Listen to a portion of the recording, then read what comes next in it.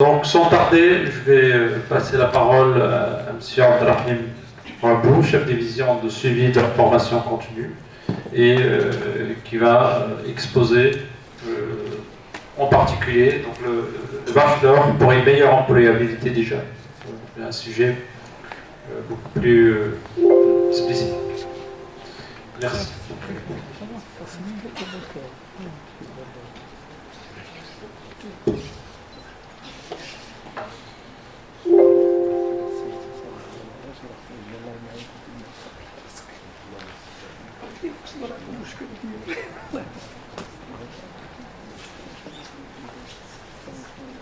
Bismillahirrahmanirrahim. Monsieur le Président de l'Université Mohamed V, Monsieur le Président de la CGEM de la région Rabat Salih Kinitra, Monsieur le Vice-Président, Monsieur l'Inspecteur Général du département de l'enseignement supérieur et de la recherche scientifique, Monsieur le Doyen, chers participants, chers étudiants, honorables assistance, ça me fait plaisir aussi de participer avec vous aux travaux de cette rencontre qui s'inscrit dans le cadre du projet de coopération Nour Khaldoun. Et je vous remercie beaucoup pour votre invitation.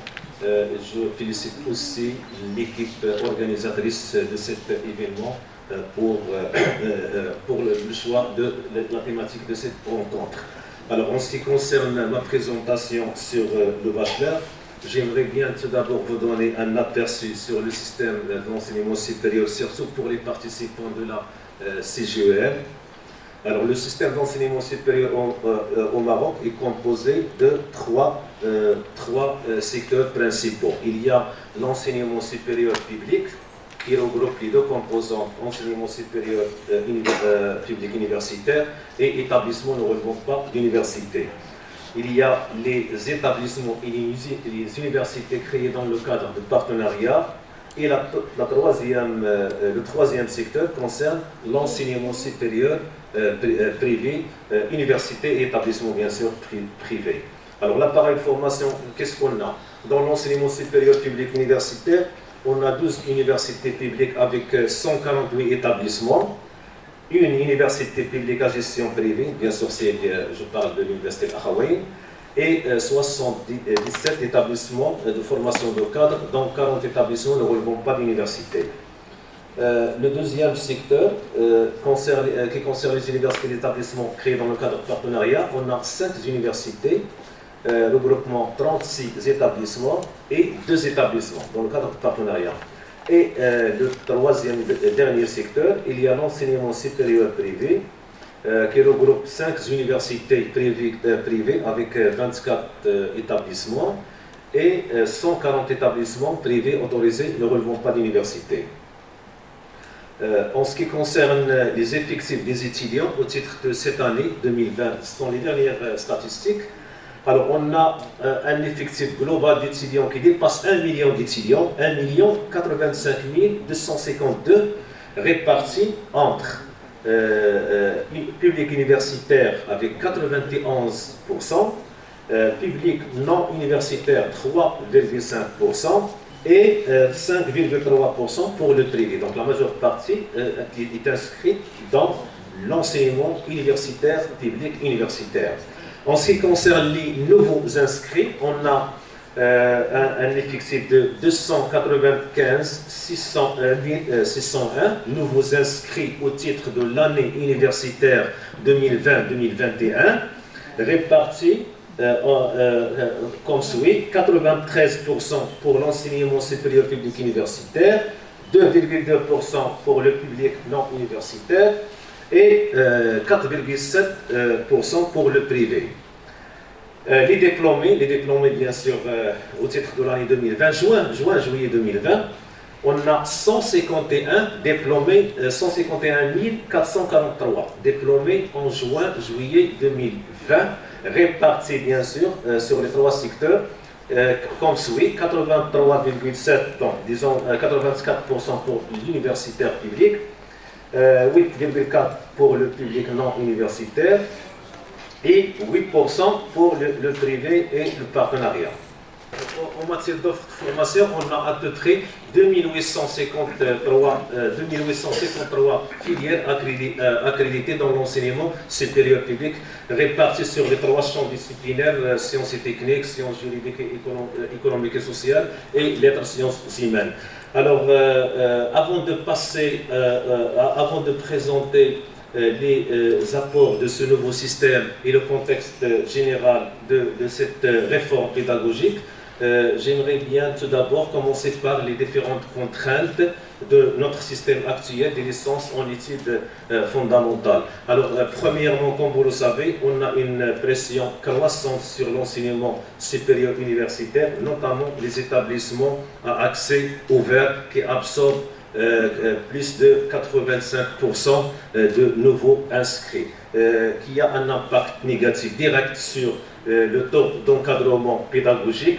On a un taux d'encadrement pédagogique de 31 étudiants en sciences et techniques pour enseignants, 78 étudiants pour chaque enseignant en lettres, sciences humaines et sociales, et 194 étudiants par enseignant pour le domaine sciences juridiques, économiques et sociales. Donc, normalement, c'est le taux d'encadrement le plus faible et il est enregistré dans les établissements de sciences juridiques, économiques et sociales.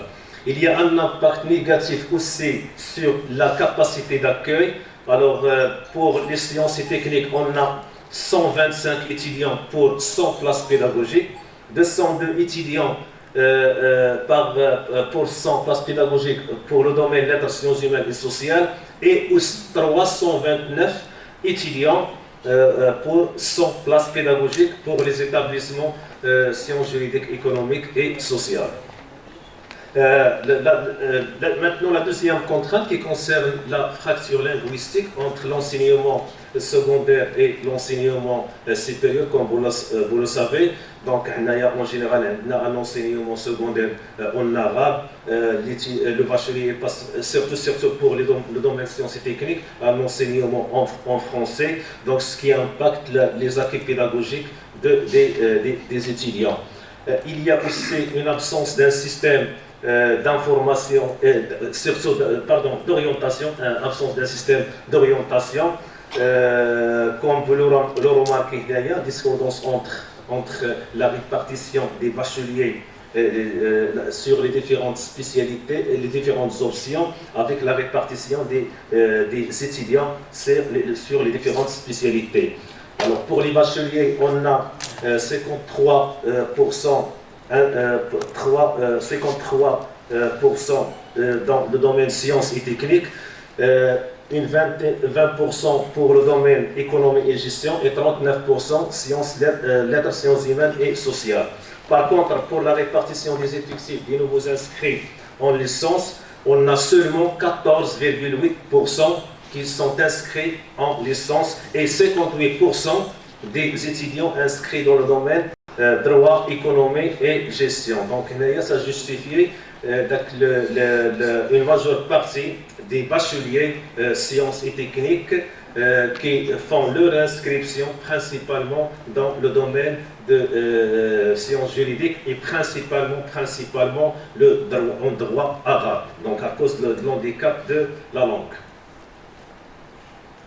Il y a aussi l'impératif de développer de l'innovation pédagogique, l'inexistence ni insuffisance des enseignements en soft skills et une faible implication des partenaires socio-économiques dans les filières. Bon, disons que les partenaires socio-économiques sont impliqués avec l'implication des partenaires socio-économiques. Il est remarquable surtout pour les filières des établissements accès régulés, notamment les écoles d'ingénieurs, les écoles nationales commerce et gestion. Alors, les répercussions de ces contraintes sur notre système, bien sûr, un rendement interne du système faible. On a un nombre d'années moyen pour obtenir la licence qui varie entre 4,5 et 5 ans, d'accord, pour obtenir la licence, avec le système actuel. On a 45% des étudiants qui obtiennent leur diplôme indépendamment des nombres d'années cumulées. 47% qui abandonnent leurs études sans avoir aucun diplôme. D'accord? Donc, pour les étudiants qui obtiennent leur diplôme dans 3 ans, de la durée normale du cycle de licence, on a 9% dans le domaine sciences et techniques, 15% dans le domaine lettres, sciences humaines et sociales, et 18% en sciences juridiques, économiques et sociales. Donc, une moyenne de 13,3%. 13,3% d'étudiants qui obtiennent leur diplôme de licence dans 3 ans. D'accord? Et 47% qui abandonnent sans avoir aucun diplôme. Alors, toutes ces déperditions, bien sûr, ils ont un coût sur le budget d'État qui est de 3,7 milliards de dirhams. Ce n'est pas un budget additionnel annuel, mais c'est un budget additionnel sur toute la cohorte, depuis la première inscription jusqu'à la dernière inscription. D'accord? Donc 3,7 milliards de dirhams. Il y a aussi des répercussions sur le rendement externe ou bien le taux d'insertion. Selon les dernières les statistiques du Haut Commissariat au Plan, 25%, le taux de chômage est de 25%. D'accord? C'est statistique de l'année 2016. Alors je passe maintenant au contexte, si vous voulez bien, pour vous rappeler un peu du contexte général de cette réforme. Bien sûr, d'ailleurs, on pense lancer ce nouveau système à partir de l'année prochaine, 2021-2022, mais vous rappelez très bien qu'on a mené cette réforme ensemble depuis les années 2018, après le discours de Sa Majesté, le roi, le 20 août 2018. Par la suite, on a organisé une rencontre nationale, une rencontre pédagogique nationale qui a connu la participation de tous les universitaires et des acteurs socio-économiques, y compris la CGEM et tous les acteurs concernés par l'enseignement supérieur. C'était à Marrakech le mois d'octobre 2018. Il y a aussi les rapports réalisés par la Cour des comptes et le Conseil supérieur d'enseignement suite à une évaluation des établissements d'enseignement supérieur, notamment les établissements accès ouvert. Il y a aussi la loi cadre relative à l'éducation, formation, recherche scientifique et les réunions organisées au sein des universités, des instances universitaires, que ce soit au niveau de l'université ou bien au niveau des établissements. Alors, principalement, les principaux objectifs de cette réforme, il y a l'amélioration du rendement interne, qui est très faible. Il y a l'amélioration du rendement externe, c'est-à-dire l'employabilité, le renforcement de l'ouverture de notre système sur les standards internationaux, le renforcement du niveau des étudiants en langue étrangère, et bien sûr favoriser l'épanouissement et l'autonomie des étudiants en les rendant acteurs de leur propre apprentissage. Alors, pour les principaux apports du système bachelor, d'accord. Alors, il y a l'instauration d'une année fondatrice, d'accord. Par la suite, on verra chaque point en détail, les slides suivants. La mise en place d'un système de crédit pour capitaliser les acquis, renforcement de l'apprentissage des langues étrangères, introduction des modules de soft skills, ouverture sur les nouveaux champs disciplinaires, orientation active, supplément au diplôme pour donner plus de visibilité au diplôme, introduction de certification en langue étrangère, acquisition des compétences numériques et l'encouragement du travail personnel de l'étudiant.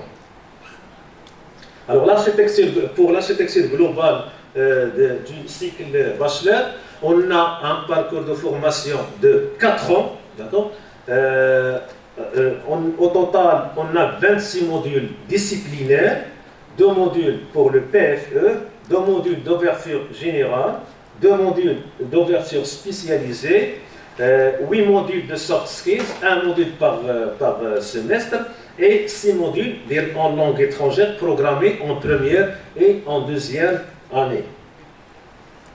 Alors, pour l'année fondatrice, comme j'ai déjà dit, on a au total 4 modules disciplinaires. C'est pour renforcer pour renforcer les compétences disciplinaires acquises au lycée. Par exemple, si vous avez un bachelier de bac sciences et techniques, donc il aura des modules disciplinaires, maths, physique, biologie, chimie, d'accord, pour renforcer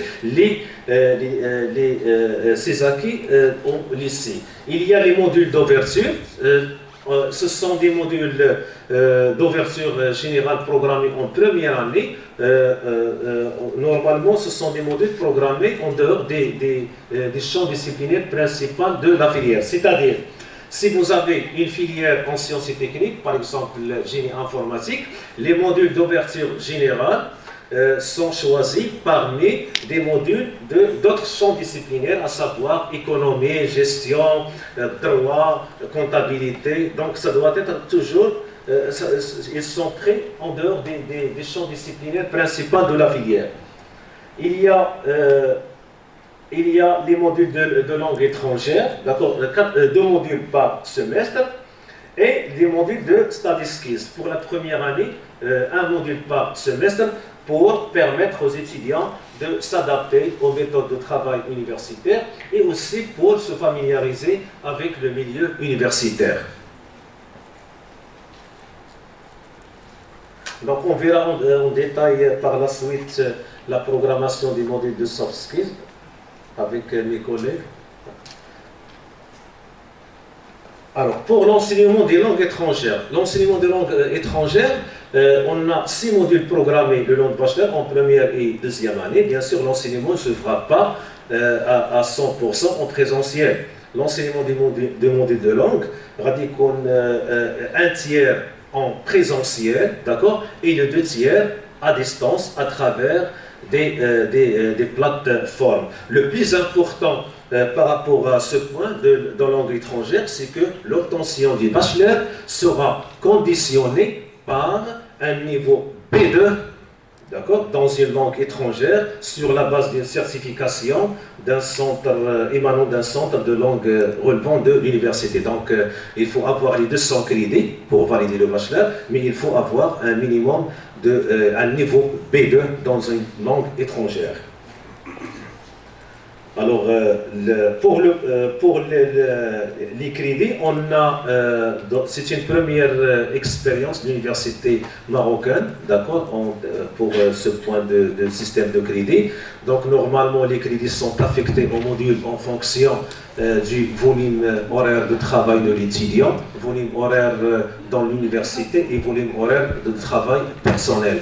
Donc, il y a une norme pédagogique, le volume horaire consacré à chaque module est 48 heures pour tous les modules, d'accord. Donc, ce qui fait la différence entre un module et l'autre, c'est le travail personnel de l'étudiant. Donc, on a donné 6 crédits pour les modules disciplinaires, langue, d'accord, et 3 crédits pour les PFE, les modules d'ouverture et les modules de soft skills. Et on a donné aussi la possibilité aux étudiants d'avoir des crédits supplémentaires si jamais ils réalisent des activités para-académiques qui seront évaluées par l'équipe pédagogique de la filière.